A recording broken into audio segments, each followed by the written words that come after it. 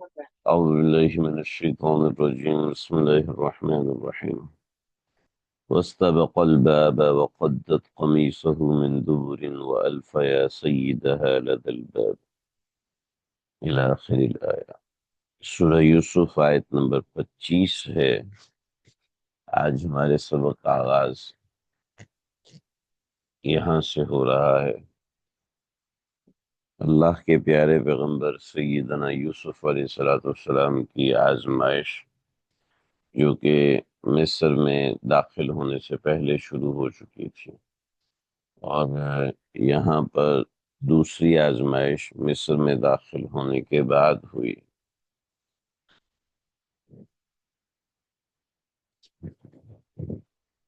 سیدنا یوسف علیہ السلام کے اوپر زلیخا جو کہ عزیز مصر قطیفار کی بیوی تھی، وہ فریفتہ ہو گئی تھیں حضرت یوسف علیہ السلام کے حسن و جمال کے اوپر، اور کئی مرتبے حضرت یوسف علیہ السلام کو اس بات کی طرف اکسایا کہ حضرت اس کے ساتھ غلط کاری میں مبتلا ہو جائیں، مگر سیدنا یوسف علیہ السلام نے مسلسل تسلسل کے ساتھ اس کا انکار کیا۔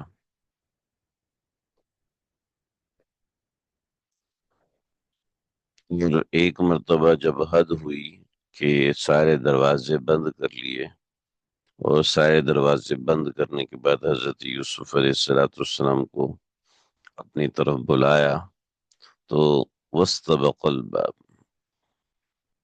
تو حضرت یوسف علیہ السلام دروازے کی طرف بھاگے تو وہ بھی حضرت یوسف علیہ السلام کے پیچھے دروازے کی طرف بھاگی۔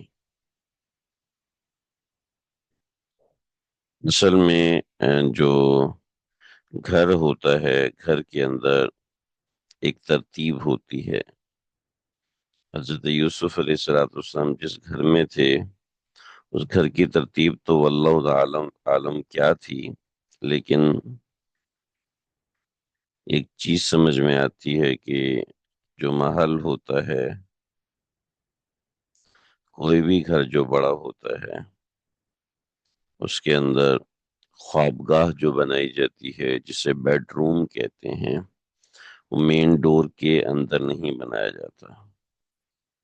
یہ مین گیٹ ہوتا ہے ہر گھر کا، پھر مین گیٹ جو سے ادھر جگہ چھوڑی جاتی ہے۔ فلیٹس میں رہتے ہیں ان کو نہیں پتا ہوگا، جو گھر بناتے ہیں ان کو پتا ہوتا ہے کہ چاروں طرف تھوڑی تھوڑی جگہ چھوڑی جاتی ہے، 3 فٹ 4 فٹ، تاکہ وینٹیلیشن رہ سکے، اور اس میں متعدد کمرے ہوتے ہیں۔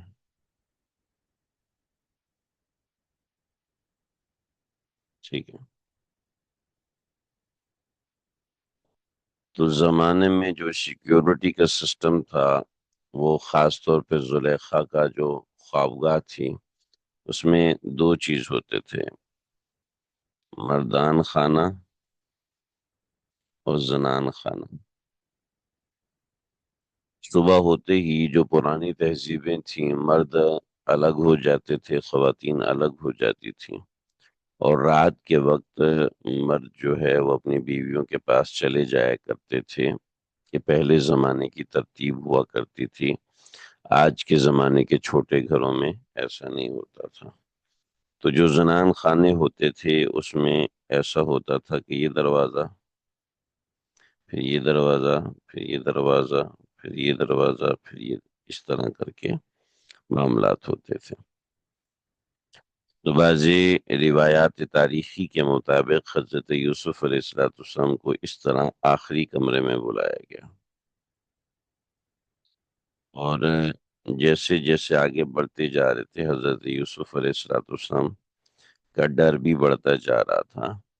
ظاہری بات ہے، ایک عام آدمی کو بھی سمجھ میں آ جاتی ہے کہ یہ عورت فریفتہ ہے اور اس طرح کی حرکتیں کرتی ہے۔ ایک عام عورت کو سمجھ میں آ جاتا ہے کہ مرد جو ہے وہ مجھے کس نگاہ سے دیکھ رہا ہے، کون سی ٹون میں مجھ سے بات کر رہا ہے، تو اس سے سمجھ میں آ جاتا ہے۔ تو حضرت یوسف علیہ السلام تو پیغمبر تھے، بلکہ زلیخا کے بلانے سے سمجھ چکے تھے کہ یہ جو چیز ہے یہ درست نہیں ہے، غلط بلایا جا رہا ہے۔ مگر حضرت یوسف علیہ السلام غلام تھے، اور غلام آزاد کردہ تھے، مگر بات کے تابع تھے اور تابع دار تھے، تو ان کو جانا پڑا۔ اور جب اندر جا کے یہ سارا کا سارا معاملہ ہوا تو وَاسْتَبَقَ الْبَابَ، تو حضرت یوسف علیہ السلام دروازے کی طرف بھاگے، جو کہ دروازہ لاک تھا۔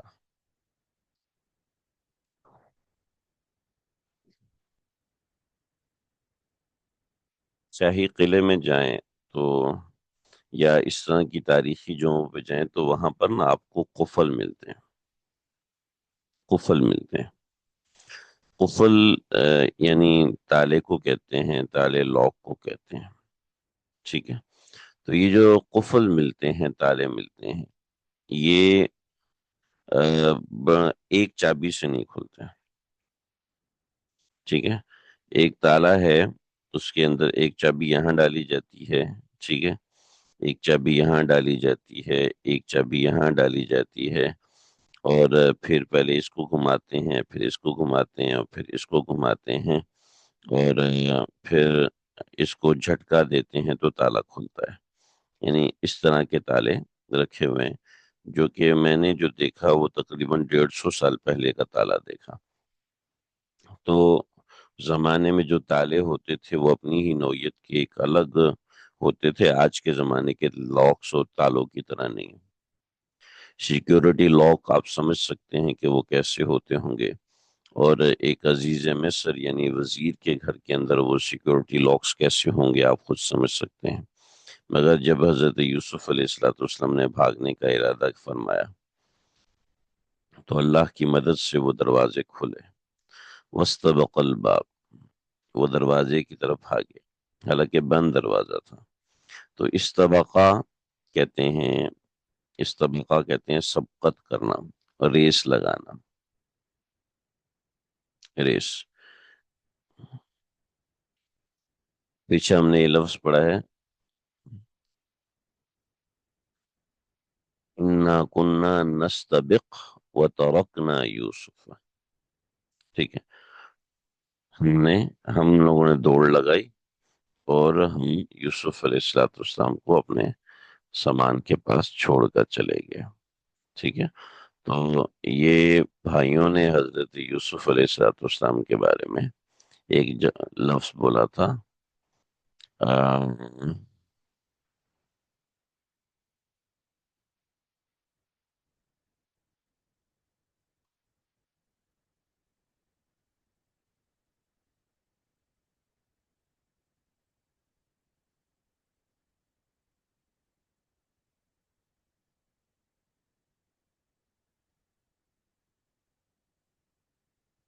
یہ دیکھیے یہ لفظ ہے یا ابانا انا ذهبنا نستبق، نستبق، یہ لفظ ہے نستبق، ہم ریس لگائی، ٹھیک ہے۔ تو وستبقا،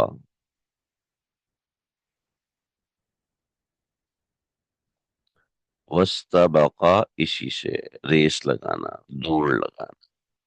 تو نستبق دوڑ لگانا، حضرت یوسف علیہ السلام آگے بھاگے ہیں، اور ان کو روکنے کے لیے زلیخا ان کے پیچھے بھاگی ہیں۔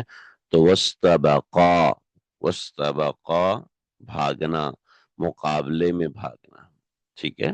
تو لفظ سمجھ میں آیا، ہم نے پیچھے بھی اس کو پڑھا اور یہاں پر بھی ہمیں سمجھ میں آ رہا ہے۔ تو وستبقا دونوں بھاگے، وستبقا، وستبق الباب بھاگے دروازے کی طرف، استبقا بھاگے دروازے کی طرف۔ جب بھاگے دروازے کی طرف تو حضرت یوسف علیہ السلام کو ظاہری بات ہے دروازہ کھولنے کے لیے کچھ ہلکا ہونا پڑا، تو ہوا تو قدت قمیصہ، قدت، قدت پھاڑ ڈالی عورت نے، قمیصہ ان کی قمیص، قد قدا، لفظ قدا، لفظ قدا کا مطلب ہے پھاڑنا، مگر لمبائی کے رخ پر. لفظ قطع مطلب پھاڑنا چوڑائی کے رخ پر.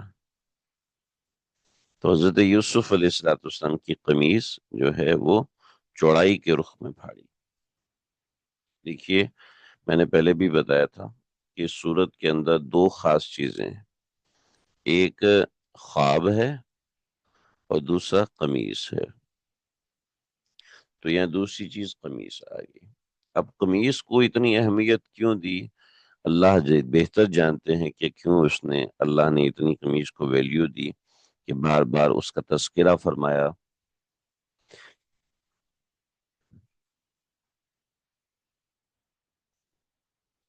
لیکن ایک بات سمجھ میں آتی ہے، تبرکات اپنی جگہ بڑے اہم ہوتے ہیں.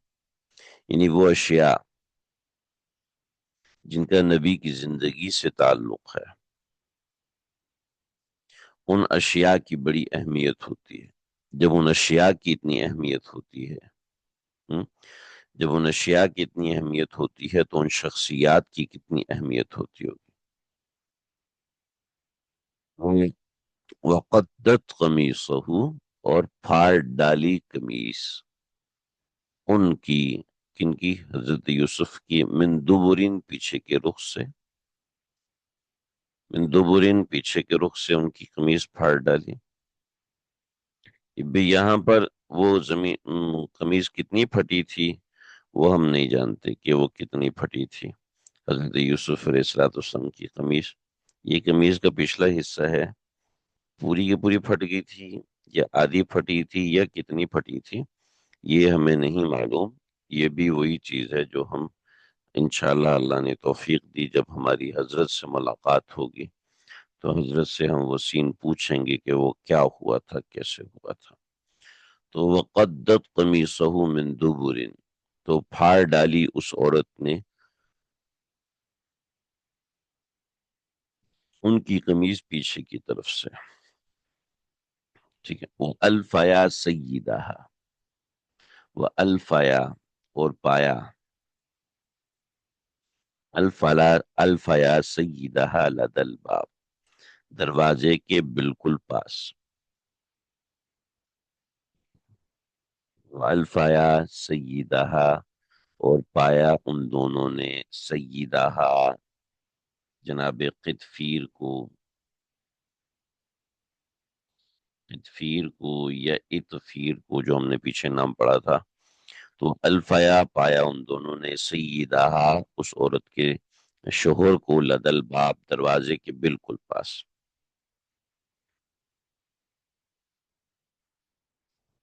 دیکھیے دو لفظ ہیں یہاں پر،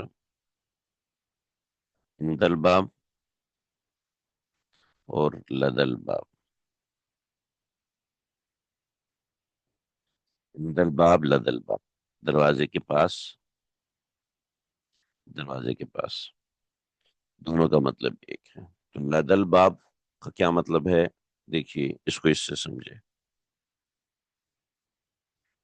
ہندی کتاب، میرے پاس کتاب ہے. لدیہ کتاب، میرے پاس کتاب ہے. لیکن دونوں میں فرق ہے. ہندی کتاب، کتاب میرے پاس ہے، ممکن ہے یہ کتاب فلاں کی ہو لیکن ہے میرے پاس. لیکن لدی الکتاب کا مطلب ہے کہ میری کتاب ہی میرے پاس ہے. ٹھیک ہے، لفظ کا فرق دیکھ لیں. ہندی کتاب کا ایک معنی ہے اور لدل کتاب کا دوسرا معنی ہے. تو اندل باب کا ایک معنی ہے کہ دروازے کے آس پاس، لدل باب کا مطلب ہے بالکل دروازے پہ کھڑے ہوئے تھے. نہیں، جیسے حضرت یوسف نے دروازہ کھولا وہ بالکل سامنے کھڑے ہوئے تھے، ایسے تھا جیسے کہ ٹکرا جائیں. تو الفایا،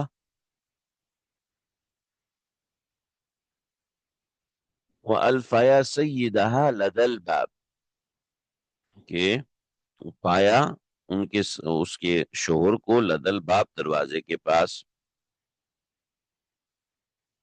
جیسے ہی دروازے کے پاس پایا تو زلیخا گھبرا گئی، اور گھبرا کے انہوں نے ڈائریکٹلی تہمت حضرت یوسف علیہ السلام پر لگا دی۔ چنانچہ یہاں سمجھایا، بعض حضرت جیسے تنویر الجنان والے نے لکھا، دیکھیں جی میں نہیں کہہ رہا، تنویر الجنان والے نے لکھا ہے کہ عورت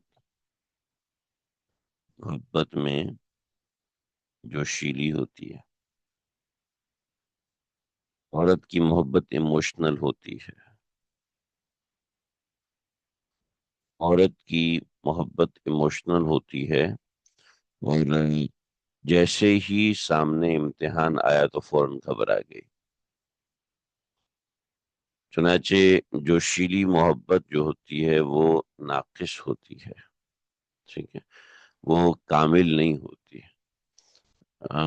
میں اس کو لکھ رہا تھا، پھر میں نے کہا ہم سے جو بہت سی خواتین کو اس بات پہ اعتراض ہوگا، مگر ایک حقیقی بات یہ ہے کہ عورت جو ہے وہ محبت میں جو شیلی ہوتی ہے، جو شیلی محبت جو ہوتی ہے وہ بعض دفعہ ناقص ہوتی ہے، ہر دفعہ ناقص نہیں ہوتی، بعض مرتبہ جو شیلی محبت کی ضرورت ہوتی ہے، لیکن بعض مرتبہ، اکثر اوقات بعض مرتبہ جو شیلی محبت ناقص بھی ہوتی ہے۔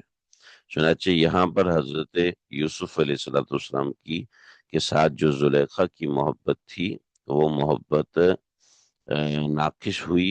کیسے ناقص ہوئی وہ میں بھی بتاتا ہوں، مگر اس سے پہلے سمجھیں کہ جو جوشیلی محبت ہوتی ہے وہ ناقص ہوتی ہے،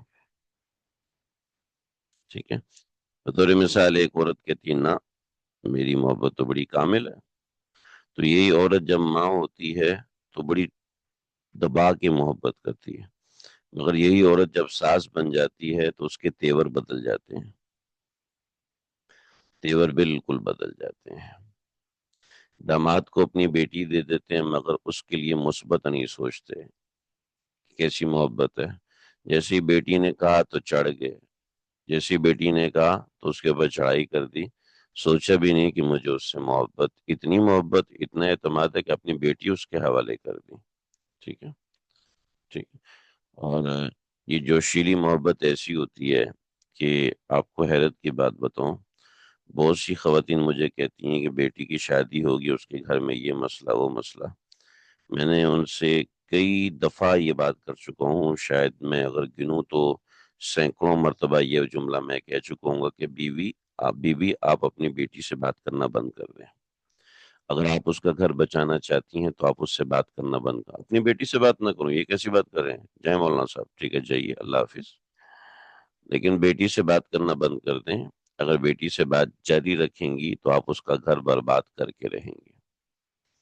جیسے میرے ساتھ ایسا معاملہ ہوا کہ خاتون، ان کے شوہر نے ان کے ساتھ بڑا گڑبڑ کیا، تو میں نے ان کو سمجھا رہا تھا کہ دیکھو صبر سے رہو، اللہ خیر کریں گے، یہ وہ، تو لیکن وہ مسلسل اس طرح پریشان تھی، تو اوپر سے میرے حضرت تشریف لے کر آئے، تو میں نے حضرت کو فون دیا، میں نے کہا حضرت میں نے ان کو بہت سمجھایا مگر یہ سمجھنے کو تیار نہیں ہے، تو آپ دیکھ لیجئے کیا سمجھانا ہے۔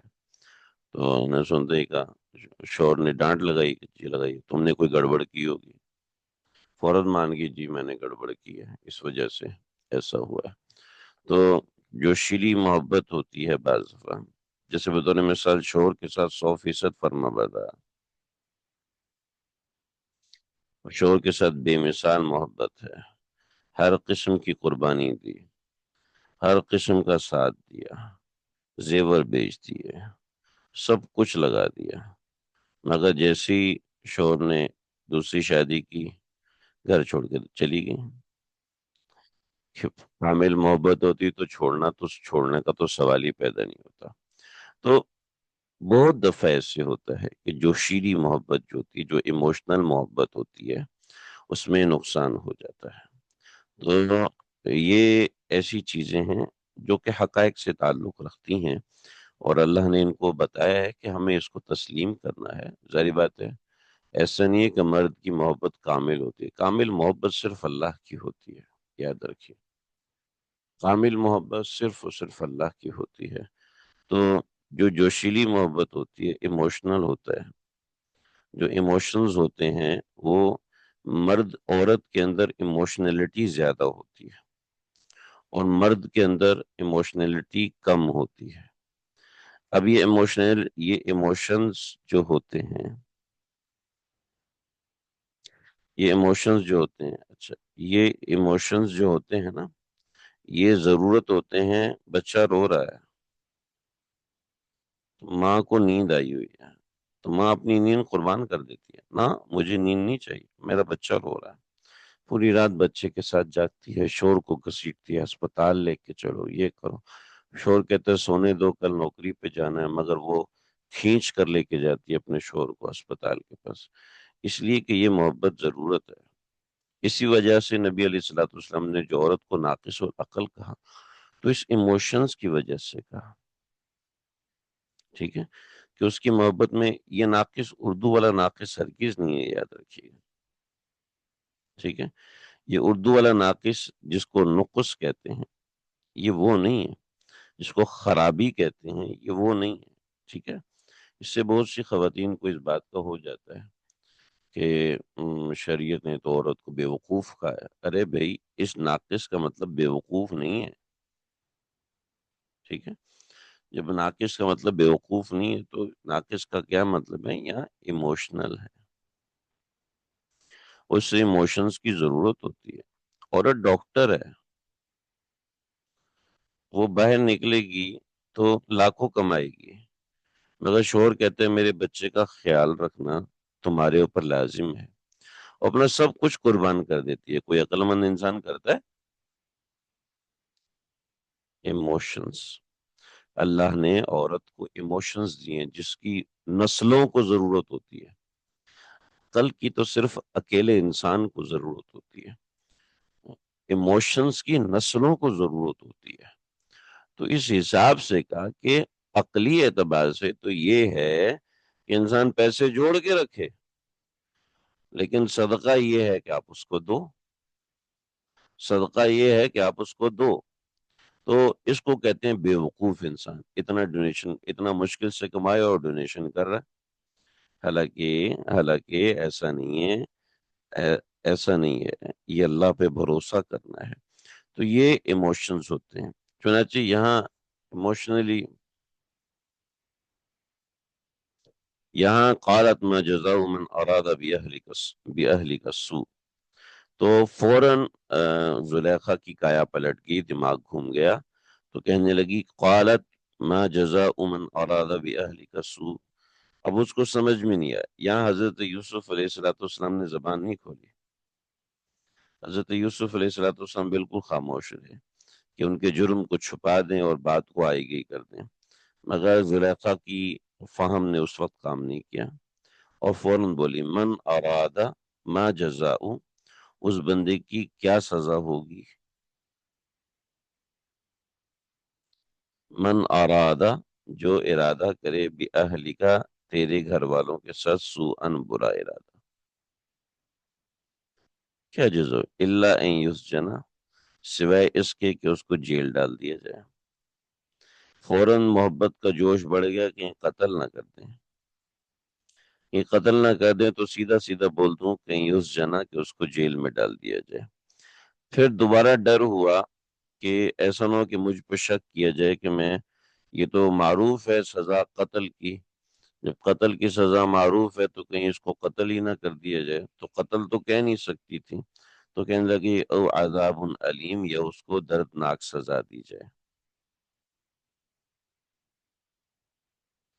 یہ قتل پھر بھی نہیں بولا کہ محبت کا غلبہ تھا، اور ظاہری بات ہے زلیخا کی محبت صرف گندگی کے لیے نہیں تھی، زلیخا محض ہوا پرست اور خواہش پرست نہیں تھی، ظاہری بات ہے وہ ایک پیغمبر کے عشق میں تھی، اور پیغمبر کا عشق تو ظاہری بات ہے ایک عام عورت ہوتی ہے، وہ اس سے شوہر سے محبت ہوتی ہے، تو اس کے دل میں کوئی ایسی گندگی ہر وقت قائم نہیں ہوتی ہے، لیکن کیا ہے، اپنے شوہر سے وہ محبت کر رہی ہوتی ہے، اور شوہر سے محبت میں دسیوں قسم کی چیزیں ہوتی ہیں، اور خواہشات کا پورا کرنا بھی ہوتا ہے، ضروریات کا پورا کرنا بھی ہوتا ہے، اور بہت ساری چیزیں ہوتی ہیں۔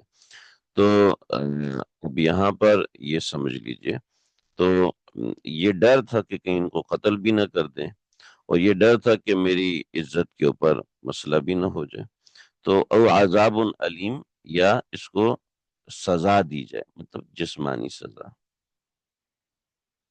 ٹھیک ہے، یہ قتل کا پھر بھی نہیں بولا، نہیں ایسا نہ ہو کیونکہ بات یہ ہے کہ جو محبت ہوتی ہے یہ انسان کو ایسا تڑپاتی ہے اور ایسا بہکاتی ہے کہ انسان عام سمجھدار لوگوں سے بالکل ہٹ جاتا ہے، عام لوگوں سے اس کا مزاج بالکل مختلف ہو جاتا ہے، کہ انسان کے اندر جب محبت کا جوش ہوتا ہے تو وہ ایک اور ہی انسان ہوتا ہے، وہ ایک عام انسان نہیں ہوتا۔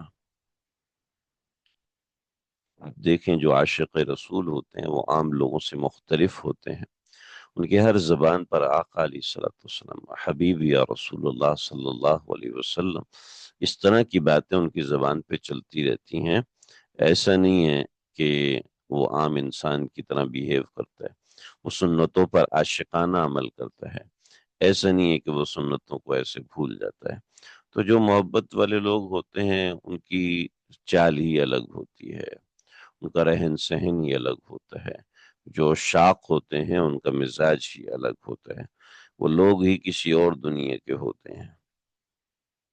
قال ہی راودتنی عن نفسی، جب حضرت یوسف علیہ السلام نے دیکھا کہ اب تو بہتان لگ چکا، تو قال فرمایا ہی راودتنی عن نفسی، اس نے مجھے بہکایا ہے، قال ہی راودتنی، ہی راودتنی، انہوں نے ہی مجھے بہکایا ہے، عن نفسی، میری ذات سے، ٹھیک ہے، یراودتنی عن نفسی، انہوں نے مجھے بہکایا ہے، یہ ایک پورا محاورہ ہے، اصل میں پروپوزیشن کے ساتھ راودت یا راودہ پروپوزیشن کے ساتھ ہی استعمال ہوتا ہے، تو عن نفسی، انہوں نے مجھ کو بہلایا ہے، پھسلایا ہے، بعض حضرات نے یہ معنی کیا ہے، مضارع سے معنی کیا ہے، یا راودتنی عن نفسی، یہ مجھے پھسلاتی تھیں، یہ مجھے پھسلاتی تھی میرے نفس سے، یعنی مجھے میری جان سے پھسلاتی تھیں کہ میں کسی طرح بہک جاؤں اور ان کے نرغے میں آ جاؤں، تو یہ یہاں تک بات ہوئی، تو عزیز مصر جو تھے وہ ظاہری بات ہے سمجھ چکے تھے، بادشاہ تھے،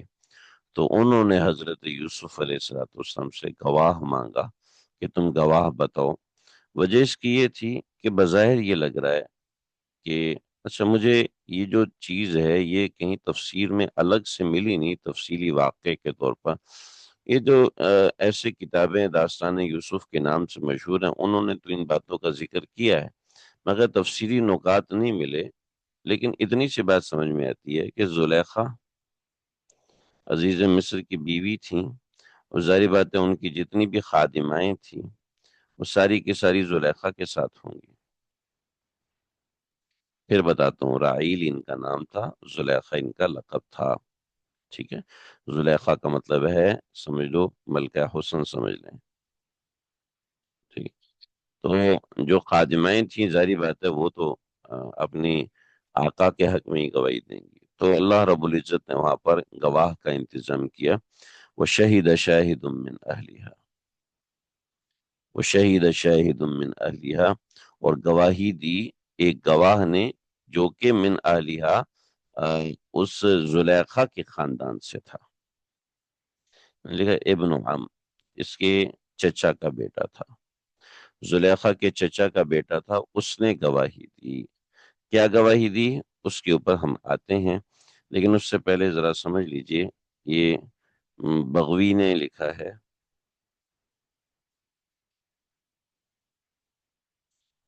کہ چار بچے ایسے ہیں جو کہ ماں کی گود میں بولے ہیں، پہلا بچہ، حضرت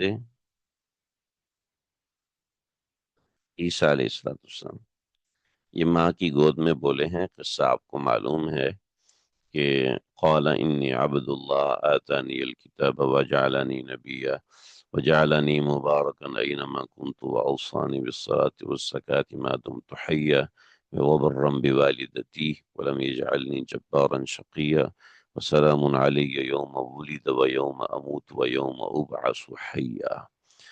کہ میں اللہ کا بندہ ہوں، مجھے اللہ نے کتاب دی ہے اور مجھے نبی بنایا ہے اور مجھے بابرکت بنایا ہے. وجعلني مباركا أينما كنت وأوصاني بالصلاة والزكاة ما دمت حيا، اور مجھے حکم دیا ہے نماز پڑھوں، روزے رکھوں جب تک میں زندہ ہوں. وسلام علی، سلام ہے مجھ پر، یوم ولدہ جس دن میں پیدا ہوا، یوم اموت جس دن میں مروں گا، ویوم ابعث حیا، اور وبرم بوالدتی، اور میں نیکی کروں میری والدہ کے ساتھ. وَلَمْ يَجْعَلْنِي جَبَّارًا شَقِيًّا، مجھے جبار اور بدبخت نہیں بنانا. اللہ اکبر. تو حضرت عیسیٰ کا تھا. دوسرا، حضرت جریج ایک راہب تھے، اور ان کے اوپر ایک عورت نے تہمت لگائی کہ میرے ساتھ مبتلا بدکاری ہے، حالانکہ وہ بہت نیک تھے، بہت نیک تھے. اور اصل میں یہ تھا کہ اس عورت نے کسی کے ساتھ غلط کاری کی، اس کو حمل ہو گیا. جب حمل ہو گیا، بچہ ہوا، لوگوں نے پوچھا یہ کس کا بچہ ہے، تو اس نے کہا کہ یہ جریج کا بچہ ہے. یہ پورا ایک مشن بنا تھا، حضرت جریج کو پریشان کرنے کے لیے وقت کے بادشاہ نے بنایا تھا. تو ایک عورت کے ساتھ یہ معاملہ کروایا، پھر اس عورت کو جریج کی طرف منسوب کیا اور پھر ساری گواہیاں دی. تو جب جریج عبادت خانے میں تھے تو سب لوگ پہنچے اور انہوں نے حضرت جریج کے عبادت خانے کو گرا دیا اور ان کو قتل کرنے کے درپے ہو گئے کہ تم بڑے عابد و زاہد بنتے ہو، اور تمہاری حرکتیں یہ ہیں کہ تم نے یہ معاملات کی، اور اتنے معاملات کیے کہ مسئلہ یہاں تک پہنچ گیا کہ ایک عورت تم سے پریگننٹ ہوئی، بچہ ہوا، اور پھر تمہیں اس بچے کا بھی نہیں پتا. تو حضرت جریج آگے بڑھے اور بچے کے سر پہ ہاتھ رکھا اور کہا کہ بیٹا بتاؤ تم کس کے بچے ہو. تو تو وہ بچہ بولا کہ میں فلاں چرواہے کا بچہ ہوں، میں تو جریج کا بچہ نہیں. تو یہ حضرت جریج جو تھے وہ ان کا وہ بچپن میں بولے تھے. حضرت جریج کا کیا کے زمانے میں جو بچہ تھا وہ بولا تھا. اسی طریقے سے مشاطہ فرعون، مشاطہ فرعون وہ عورت تھی جو فرعون کی بیٹی کی، سمجھ لے، بیوٹیشن تھی. جب میں مشاطہ کہتے ہیں بیوٹیشن کو، تو یہ بیوٹیشن تھی اور یہ فرعون کی بیٹی کا میک اپ کرتی تھی. اس کی حضرت موسیٰ علیہ السلام سے ملاقات ہوئی اور اس نے اسلام قبول کیا. اسلام قبول کیا تو ایک مرتبہ اس سے کنگھی گری، تو اس نے بسم اللہ پڑھ کے اٹھائی، تو فرعون کی بیٹی نے پوچھا کہ بھی یہ کیا ہے، تو اسے سب بتایا، اس کو بہت اچھا لگا. تو اس نے اسلام قبول کیا. جب اس نے اسلام قبول کیا تو فرعون کو پتہ چلا تو اس نے مشاطہ فرعون کو پکڑا، پھر اس کی ایک بیٹی کو تیل میں، کڑتے ہوئے تیل میں ڈال دیا، جس سے اس کی ہڈیاں اور یہ سب کچھ جل کے راکھ ہو گئی. تو اس کی جو دوسری دودھ پیتی بیٹی تھی اس کو بھی اٹھا کے اندر ڈالنے لگے. تو وہ بیٹی جو تھی وہ فوراً بولی کہ ماں بالکل مت گھبراؤ، میری بہن بہت اچھی ہے اور ہمارا انجام بھی بہت اچھا ہونے والا ہے. اور اس طرح کے کلمات کو ملتے جلتے یہ کلمات اس عورت نے کہے، وہ بچی نے کہے، اور اس نے تیل کے کڑاہ میں چلی گئی. اور اس طریقے سے یہ تیسری بچی. اور چوتھی بچی یہ بچہ تھا ابن عم زلیخا، زلیخا کے چچا کا بیٹا تھا. یہ زلیخا کے چچا کا بیٹا ایسے تھا کہ یہ قطفار یا قطفیر اس کی گود میں کھیل رہا تھا، اور جہاں قطفار موجود تھے یا قطفیر موجود تھے وہاں وہ کھیل رہا تھا۔ جب وہ کھیلتے کھیلتے فوراً وہ اسی وقت بولا کہ ان کا نہ قمیصہ قد من قبل۔ قد کا میں بتا چکا ہوں کہ قد لمبائی کے رخ میں پھٹنے کو کہتے ہیں۔ اللہ اکبر۔ تو ان کان قمیصہ قد من قبل فصدقت وهو من الكاذبین۔ دلیل کیسی بنائی؟ دلیل بڑی زبردست بنائی۔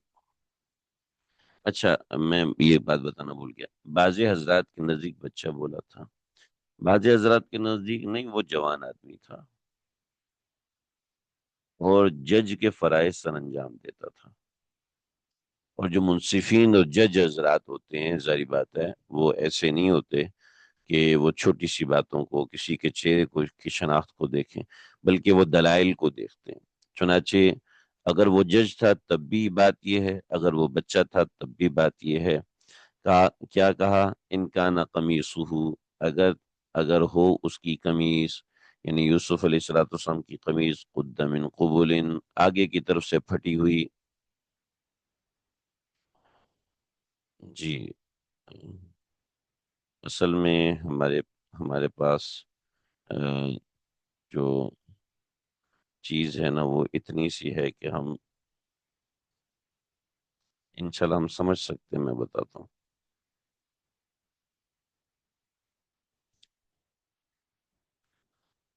جی، واقعہ زنان خانے میں ہوا تھا، لیکن میں نے بتایا آپ حضرات کو کہ یہ کمرہ، پھر یہ کمرہ، پھر یہ کمرہ، پھر یہ کمرہ، پھر یہ کمرہ، پھر یہ کمرہ، پھر یہ کمرہ، اور اس کے بعد مردان خانہ شروع ہوتا تھا۔ جناب قطفار یہاں موجود تھے، تو حضرت یوسف علیہ السلام یہاں سے بھاگے ہیں اور یہاں پہنچے ہیں۔ یہ ایسا نہیں ہے کہ بالکل ایسے تھا، بلکہ ممکن ہے کہ ایسا ہو، اس لیے کہ وسطبق الباب، باب جو ہے وہ ایسا لفظ ہے جس سے سمجھ میں نہیں آتا کہ زیادہ دروازے تھے یا کم تھے، مگر اس سے آخری دروازہ مراد ہے۔ اب آخری دروازہ کون سا ہے، کون سے نمبر کا ہے، پہلے نمبر کا، دوسرے نمبر کا؟ یہ زنان خانہ ختم ہو گیا اور یہ مردان خانہ شروع تھا۔ تو یہاں پہ جناب قطفار بالکل دروازے پہ موجود تھے، اور قطفیر نے یا اتفیر نے یہ کہا، اتفیر کے سامنے کی گود میں وہ بچہ تھا، تو اس نے یہ بات کی، ان کا نہ قمیصہ، اگر اس کی قمیض یعنی یوسف قدہ پھٹی ہوئی ہو، من ان کا نہ قمیصہ قد من قبل، آگے سے، قبل کہتے ہیں آگے سے، فصدقت، اس صورت میں عورت سچی ہے، وہ من الکاذبین، اور وہ جھوٹوں میں سے ہے۔ اور وَإِن كَانَ قَمِيصُهُ قُدَّ مِن دُبُرٍ، اور اگر ان کی قمیض پھٹی ہو من دبرن، پیچھے سے، فَكَذَبَتْ، تو عورت جھوٹی ہے، وَهُوَ مِنَ الصَّادِقِينَ، اور وہ سچے ہیں۔ یہ بڑا اہم نقطہ ہے اور بہترین نقطہ اس میں اٹھایا ہے، کیونکہ یہ دونوں چیزوں کو اگر تھوڑا سا غور کیا جائے، سمجھا جائے، جب عورت کے ساتھ زیادتی ہوتی ہے، عورت مرد کا گریبان پکڑتی ہے اور گریبان کو پھاڑتی ہے، ٹھیک ہے، اور گریبان پھاڑتی ہے اور چہرے کو نوچتی ہے، اس کے بس میں جو ہوتا ہے وہ سب کرتی ہے، یعنی اگر وہ بندھی ہوئی نہیں ہے تو وہ اس طرح کا پورا معاملہ کرتی ہے، اور یہاں واضح ہے کہ زلیخا بندھی ہوئی نہیں تھی، ٹھیک ہے، یعنی کسی نہ زلیخا بندی تھی نہ حضرت یوسف۔ تو زیادتی جب ہوتی ہے تو گریبان پکڑتی ہے، نوچتی ہے، اور مرد کو آگے کی طرف سے نقصان پہنچاتی ہے۔ تو جب مرد کی طرف سے زیادتی ہوتی ہے تو یہ مسئلہ ہوتا ہے۔ تو ان کان قمیصہ قد من قبل فصدقت وهو من الکاذبین، ٹھیک ہے، اور اگر عورت مرد کے پیچھے بھاگے جیسا کہ نظر آ رہا تھا تو پھر یہ ہوتا ہے کہ مرد کو پیچھے سے پکڑ رہی ہے، مطلب یہ ہے کہ پیچھے گریبان سے پکڑ رہی ہے، تو پیچھے جب گریبان سے پکڑا تو ظاہری بات ہے وہ پیچھے سے کرتا پھٹ گیا۔ تو ان کا نا قمیصہ قد من دبر، اگر قمیص پھٹی ہوئی ہو من دبرن پیچھے سے، فکذبت وہ جھوٹی ہے، وہو من الصادقین وہ سچے ہیں۔ فلما رأى قمیصہ جب دیکھا ان کی قمیص کو، قد من دبرن پھٹی تھی پیچھے کی طرف سے، تو قالا تو جناب کتفیر بولے، قال انہ من کیدکن یہ تمہاری چال ہے، ان کیدکن عظیم بے شک تمہاری چالیں بہت بڑی ہوتی ہیں، تمہاری چالیں بہت بڑی ہوتی ہیں۔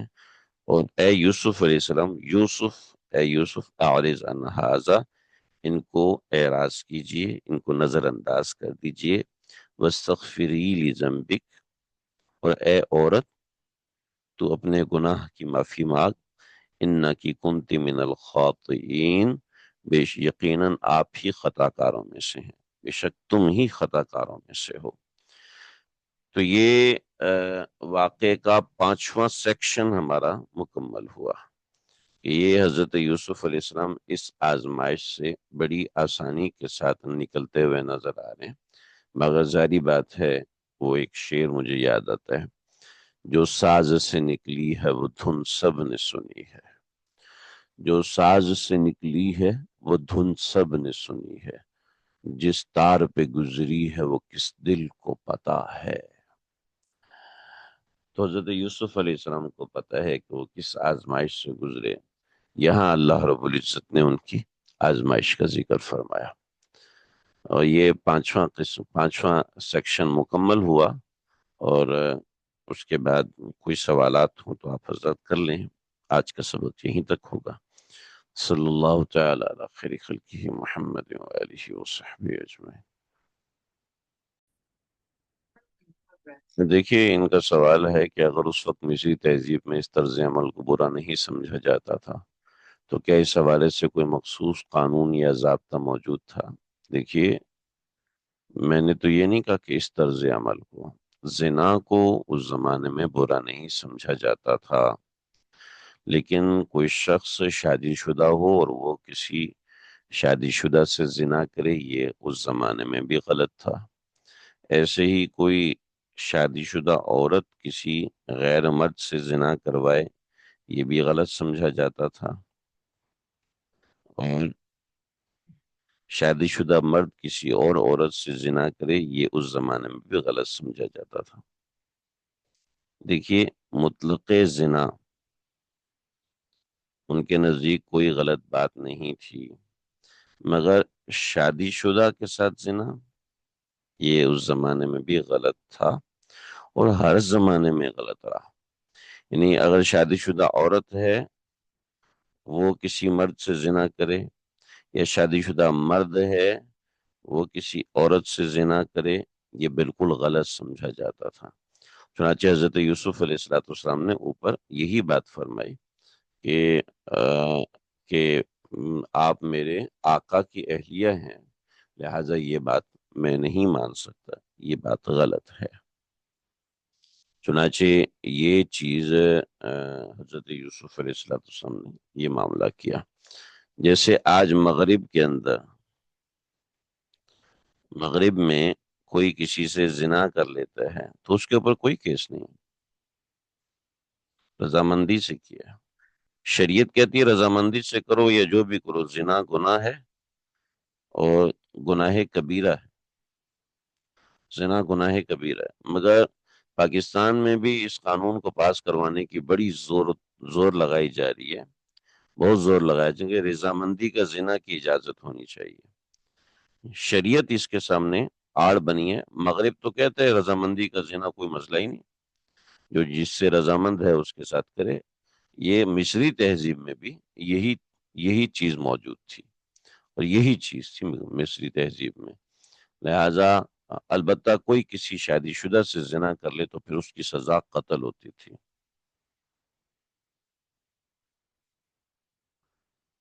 دیکھیں میں پہلے بتا چکا ہوں، ان کا سوال ہے کہ اللہ پاک نے اتنی ڈیٹیل سے قمیض کا ذکر کیوں فرمایا؟ شاید آپ نے دیر سے جوائن کیا ہے، تو آپ نے وہ بات سنی نہیں، اس سبق کو سن لیجئے گا تو آپ کو جواب مل جائے گا۔ دش دشیر ہاں، بتاتا ہوں۔ یہاں اللہ پاک نے اتنی تفصیل، جب جرم ثابت ہو گیا تو عورت کو سزا کیوں نہیں دی گئی؟ زنا تو ہوا ہی نہیں تو جرم کہاں سے ثابت ہوا؟ زنا ہوا ہوتا تو پھر جرم ثابت ہوتا، تو یہاں زنا نہیں ہوا تو جرم بھی ثابت نہیں ہوا۔ جی، شعر میں نے سنایا تھا کہ جو ساز سے نکلی ہے وہ دھن سب نے سنی۔ ساز کہتے ہیں آلائے موسیقی کو، جو ساز سے نکلی ہے وہ دھن سب نے سنی ہے، جس تار پہ گزری ہے وہ کس دل کو پتا ہے۔ وہ تار کو ہی پتا ہے کہ وہ کتنا کانپی، اور اس کو کتنی وائبریشن ہوئی، اس کو کتنی تکلیف ہوئی، اس کو کتنا کھینچا گیا، اس کو کس طرح باندھ کے رکھا گیا، وہ تار کو ہی پتا ہوتا ہے۔ ایسے ہی ہمارے سامنے کسی کی آزمائش آتی ہے تو ہمیں تو سمجھ میں نہیں آتی، مگر جب اپنے اوپر وہ گزرتی ہے تو اللہ اکبر، جو پہاڑ ٹوٹتا ہے وہ عام انسان تصور نہیں کر سکتا۔ اللہ اکبر کبیرہ۔ جی کوئی اور سوال؟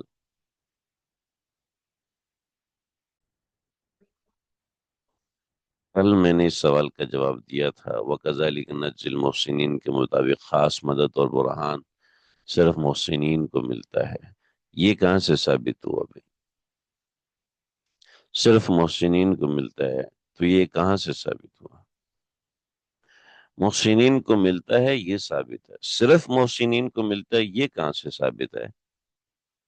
نہ میں نے اس کا دعویٰ کیا، نہ قرآن نے اس کو اس طرح بیان کیا۔ کل بھی میں نے بتایا تھا کہ آپ ہر چیز کو صرف ایک ہی جملے کے اندر شامل کر کے اسی کو سمجھنا چاہتے ہیں۔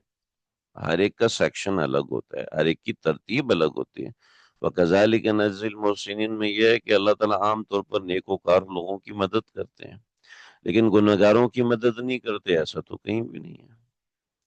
گنہگاروں کو اللہ گناہ کرنے سے نہیں روکتے، ایسا کہیں بھی نہیں ہے۔ بعض دفعہ گنہگاروں کو بھی اللہ نے ایسا روکا ہے۔ ایسے عجیب و غریب واقعات ہیں۔ بڑا مشہور واقعہ ہے، کتاب التوابین میں علامہ ابن قدامہ رحمۃ اللہ تعالی نے لکھا ہے کہ ایک شخص تھا، مجھے بھی اس کا نام ذہن سے نکل گیا، وہ آ، زنا کا شوقین تھا، اور اتنا زیادہ شوقین تھا کہ آ، یعنی وہ زنا کے لیے پاگل تھا، پاگل، یعنی اگر ایک رات وہ زنا نہیں کرتا تھا تو وہ مرنے والا ہو جاتا تھا، یعنی وہ ایسا ایڈکٹ تھا۔ تو اور پھر اس کا مسئلہ تھا کہ اس کو ایک ہی عورت کے ساتھ تلذذ نہیں ہوتا تھا۔ معذرت ایسی باتیں کروں، مسئلہ واقع کا ہے، اچھا نہیں لگتا بار بار ایسی باتیں کرنا۔ تو ایک رات جب اس نے پیسے دے کے ایک عورت کو بلایا تو عورت کا جسم کانپ رہا تھا، تو اس نے کہا کیوں کانپتی ہے؟ میں تجھے تیری رضامندی سے لے کر آیا ہوں۔ کہنے لگی میں نے کبھی ایسا گناہ کا کام نہیں کیا، مجبوری کی وجہ سے کر رہی ہوں کہ پیسوں کی ضرورت ہے۔ کہ جا، آج سے جا، میں نے تجھے چھوڑا، مجھے نہ پیسوں کی ضرورت ہے نہ۔ اور وہ اس دقت میں آیا کہ اس کے دل پہ ایسی ضرب لگی، ایسی ضرب لگی کہ اپنے آپ کو اس نے گناہ سے روک لیا، اور اتنا زوردار طریقے سے روکا کہ اس مجاہدے کی وجہ سے اس کا انتقال ہوا۔ لوگوں نے اس کو دفنانے سے انکار کر دیا، تو اللہ رب العزت نے وقت کے بادشاہ کو ایسا الہام اور کشف کیا، وہ آیا اور اس نے اس کا کفن دفن کیا، اور پورا شہر اس کے جنازے پہ امڑ آیا کہ جو اس کے جنازے میں شریک ہوگا اللہ ان سب کی بخشش فرما دیں گے۔ تو ایسی چیزیں اللہ تعالیٰ گنہگاروں کو بھی دیتے ہیں، ضروری نہیں ہے کہ گنہگار بھی اللہ کے بندے ہیں، نیکوکار بھی اللہ کے بندے ہیں، ہم بھی اللہ کے بندے ہیں جی۔ تو محض ایسا نہیں ہے کہ اللہ صرف نیکوکاروں کے ساتھ ایسا معاملہ کرتے ہیں، گنہگاروں کے ساتھ۔ تو وہ کذالک نجزی المحسنین، نیکوکاروں کے ساتھ اللہ ایسا ہی معاملہ کرتے ہیں، لیکن اس کا یہ مطلب نہیں کہ صرف نیکوکاروں کے ساتھ کرتے ہیں۔ اس لیے کہتا ہوں کہ جب بھی ذہن میں کوئی شبہ پیدا ہو رہا تو وہ پوچھ لینا چاہیے، جیسے ان کے ذہن میں یہ ہوا کہ نیکی تو صرف نیکوکاروں کے ساتھ ہوتی ہے۔ نہ بابا، نیکی اس طرح کی نیکی صرف نیکوکاروں کے ساتھ نہیں ہوتی، بہت سے بدکاروں کے ساتھ بھی ایسی ہوتی ہے۔ نہیں، وہ کفل کا واقعہ تو مولانا طاہر جمیل صاحب سناتے ہیں، میں وہ واقعہ نہیں بتا رہا۔ وہ تو ترمذی کے حوالے سے بتاتے ہیں، ترمذی میں تو مجھے وہ واقعہ نہیں ملا، یہ کتاب التوابین میں ملا ہے۔ وہ ذوالکفل نہیں ہے، وہ کفل ہے، وَإِنَّ اللَّهَ قَدْ غَفَرَ لِلْكِفْلِ، مجھے وہ ملا نہیں ہے کہیں بھی۔ ٹھیک ہے جی، آج کا سبق یہیں تک ہے۔ وصلی اللہ تعالی علی خیر خلقہ محمد وآلہ وصحبہ اجمعین۔